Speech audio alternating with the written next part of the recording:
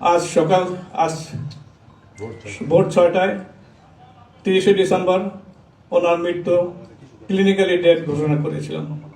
আপনাদের মাধ্যমে দেশবাসীর কাছে ওনার দোয়া চাই, আপনারা দোয়া করবেন উনি যেন নভেম্বর মাসের 23 তারিখে সন্ধ্যা 8টা 30 মিনিটে এবারকার হসপিটালে আমাদের দেশনেত্রী, প্রাক্তন প্রধানমন্ত্রী, আমাদের জাতির মা